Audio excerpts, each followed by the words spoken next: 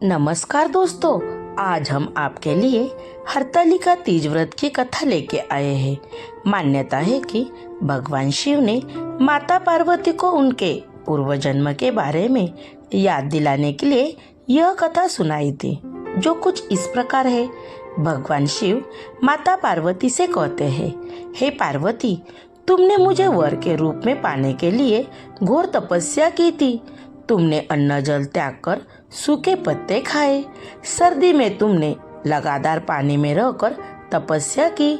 वैशाख की गर्मी में पंचाग्नि और सूर्य की ताप से खुद को तपाया। सावन की मूसलधार बरसात में तुमने बिना अन्न जल के खुले आसमान तले दिन बिताए। तुम्हारे घर तुम्हारे घोर कष्ट वाली तपस्या से तुम्हारे पिता गिरिराज काफी दुखी और बेहद नाराज थे। तुम्हारी इतनी घोर तपस्या और तुम्हारे पिता की नाराजगी को देखकर एक दिन नारद जी तुम्हारे घर आए।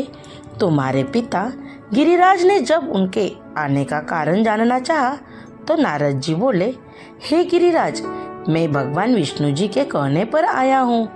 आपकी पुत्री की घोर तपस्या से खुश होकर भगवान विष्णु को उनसे विवाह करने की इच्छा है।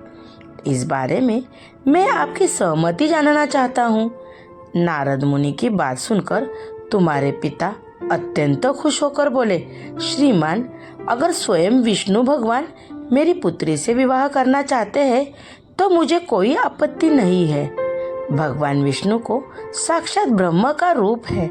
यह तो हर पिता चाहता है कि उसकी पुत्री सुखी रहे और अपने पति के घर में लक्ष्मी का रूप बने। तुम्हारे पिता द्वारा स्वीकृति पाकर नारद जी विष्णु जी के पास पहुंचे और उन्हें विवाह तय होने के बारे में समाचार दिया। इस बीच जब तुम्हें इस बात की जानकारी मिली तो तुम बहुत ज्यादा दुखी हो गई।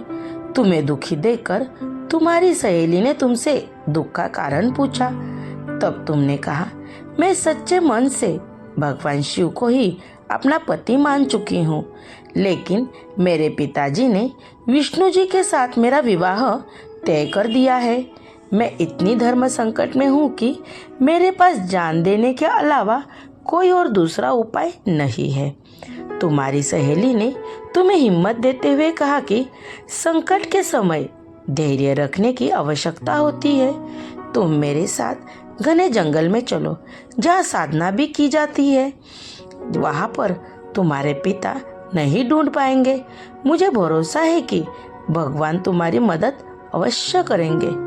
तुमने अपनी सहेली की बात सुनकर यही किया। तुम्हारे घर से यूं चली आए जाने के तुम्हारे पिता बहुत दुखी और चिंतित हुए। वह उस दौरान ये सोचने लगे कि मैंने अपनी पुत्री का विवाह विष्णु जी से तय करा दिया है। अगर भगवान विष्णु बारात लेकर आए और पुत्री यहाँ नहीं मिली तो मैं बहुत अपमान सहना पड़ेगा। तुम्हारे पिता ने तुम्हें चारों ओर खोजने का शुरू कर दिया। उधर तुम नदी किनारे एक गुफा में पूरे मन से मेरी आराधना में डूब गई। फिर तुमने रेत से एक शिवलिंग बनाई। रात भर तुमने मेरी स्तुति में भजन जागरण किया। तुमने बिना अन्न जल ग्रहण किए मेरा ध्यान किया। तुम्हारी इस कठोर तपस्या से मेरा आसन हिल गया और मैं तुम्हारे पास पहुंचा। मैंने तुम्हें तुम्हारी इच्छा का कोई वर मांगने को कहा। तुमने तब मुझे अपने सामने पाकर कहा कि मैं आपको सच्चे मन से अपना पति मान चुकी हूँ। अगर आप सच में मेरी इस तपस्या से खुश होकर मेरे सामने आए हैं तो मुझे अपनी पत्नी के रूप में अपना लीजिए। मैं तुम्हारी बात सुनकर तथास्तु कहकर कैलाश की ओर चला गया। तुमने प्रातः होते ही पूजा की सारी सामग्री नदी में प्रवाहित करके अपनी सखी के साथ व्रत का वर्ण किया। उसी वक्त तुम्हारे पिता गिरिराज तुम्हें ढूंढते हुए वहां पहुंचे।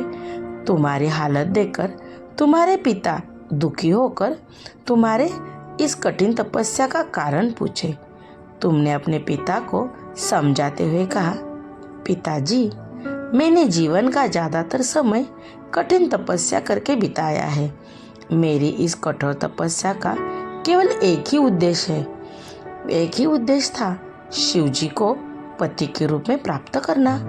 मैं आज अपनी तपस्या की परीक्षा में खरी उतरी हूँ।